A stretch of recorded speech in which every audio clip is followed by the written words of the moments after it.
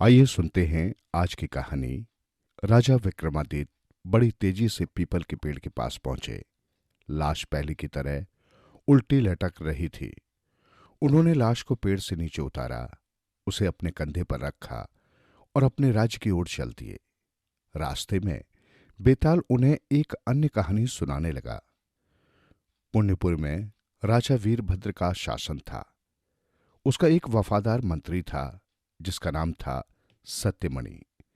एक दिन सत्यमणि ने राजा के पास आकर विनती की, महाराज, मैं तीर्थ यात्रा पर जाना चाहता हूं, इसलिए आपका आशीर्वाद और अनुमति लेने आया हूं। राजा वीरभद्र ने उसे अनुमति दे दी। सत्यमणि ने सागर तट पर बने शिव मंदिर में दर्शन किए। जब वो मंदिर से बाहर आया तो सागर में उठ रही हिलोरों को देखने लगा। इससे उसे इतना आनंद आया कि वो सारी रात वहीं बैठा रह गया। आधी रात को उसने एक अद्भुत नजारा देखा। अचानक ठंडी हवा चलने लगी।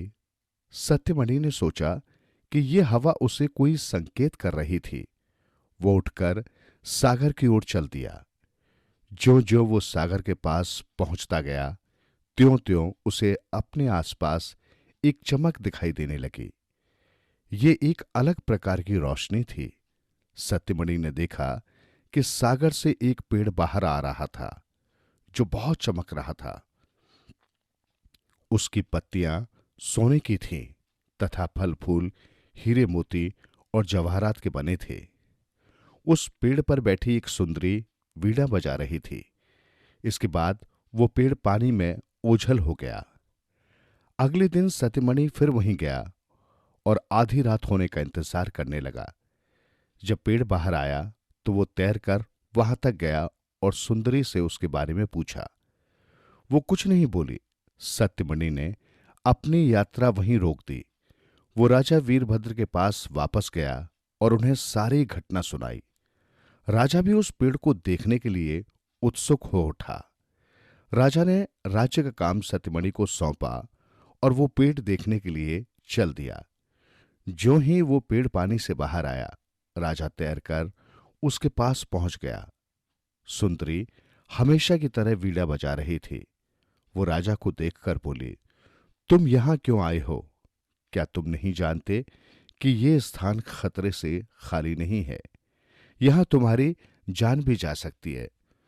तुम्हें इसी समय यहां से वापस चले जाना चाहिए। जाओ, तुरंत यहां से लौट जाओ। मैं नहीं चाहती कि मेरे कारण किसी भी व्यक्ति के प्राण जाए। राजा ने कहा, मैं तुम्हारी सुंदरता के बारे में सुनकर यहां आया हूं। मैं तुमसे विवाह करना चाहता हूं। शीघ्र ही उन दोनों का विवाह हो गया। इसके बाद वो सुंदरी बोली, महाराज, आप अमावस्या की रात को इस पेड़ के पास बताना। लेकिन राजा अपनी तलवार लेकर अमावस्या की रात को पेड़ के पास पहुंच गया। उसने देखा कि पेड़ में से अचानक एक राक्षस बाहर आ गया। राजा वीरभद्र पहले से ही उसके हमले के लिए तैयार था। उनकी लड़ाई के बीच राक्षस मारा गया। फिर राजा ने सुंदरी से पूछा, ये राक्षस अमावस्या की रात को पेड़ पर क्यों आता था? सुंदरी ने उसे धन्यवाद दिया और सब कुछ विस्तार पूर्वक बताने लगी। मैं गंधर्व विद्यासागर की बेटी हूं। वे मेरे हाथ का ही पका और परोसा हुआ भोजन करते थे। एक दिन मैं उन्हें खाना देना भूल गई। तब उन्होंने मुझे गुस्से में शाप दे दिया कि एक राक्षस हर अमावस्या की रात आकर मुझे विवाह करने के लिए धमकाएगा। लेकिन जब उनका गुस्सा शांत हुआ तो उन्होंने वरदान दिया कि एक दिन एक राजा आकर मेरी रक्षा करेगा और उस राक्षस को जान से मार देगा। इस तरह आप मेरे जीवन में आए। ये सुनकर राजा को बड़ी खुशी हुई। वो उस सुंदरी को अपने साथ महल में ले आया। जब ये बात सत्यमणि को पता चली तो उसने आत्महत्या कर ली। सत्यमणि ये नहीं सह सका कि जिस सुंदरी को उसने अपने सपनों की राजकुमारी चुना था, वो राजा की रानी बनकर उसके सामने आए। अब उसके पास अपनी जान लेने के सिवा कोई चारा नहीं था। वो सुंदरी राजा के साथ महल में रानी बनकर रहने के लिए आ गई थी। जब भी सत्यमणि महल की ओर जाता, उसे उस सुंदरी को रानी कहकर पुकारना और सलाम करना पड़ता, जबकि उसने अपनी पत्नी के रूप में उसकी कल्पना की थी। सत्यमणि के लिए दिन प्रतिदिन ऐसा करना किसी सजा से कम न होता, इसलिए उसने संसार से विदा ले ली।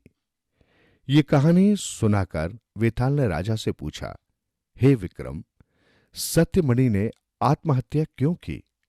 यदि तुमने इसका उत्तर नहीं दिया तो तुम्हारे सिर के टुकड़े टुकड़े हो जाएंगे। राजा विक्रमादित्य कुछ क्षणों तक चुप रहे। वे जानते थे कि उनके बोलते ही वेताल वापस चला जाएगा, लेकिन उनके पास कोई उपाय नहीं था। वे बोले, सत्यमणि अपनी मूर्खता से ही मर गया। वो उस सुंदरी को देखते ही पसंद करने लगा था। अगर सत्यमणि को सुंदरी से प्रेम हो गया था तो उसे पेड़ वाली बात राजा को नहीं बतानी चाहिए थी। खुद ही सुंदरी से बात करने का उपाय करना चाहिए था। बेताल बोला, विक्रम, सही उत्तर दिया तुमने। ये सत्यमणि की अपनी गलती थी, लेकिन तू बोला इसलिए मैं वापस चला। ये कहकर बेताल पीपल के पेड़ की ओर उड़ने लगा और राजा पुनः उसे पकड़ने के लिए अपनी तलवार लेकर उसके पीछे दौड़ पड़े, ताकि वे साधु को दिया हुआ अपना वचन पूरा कर सके।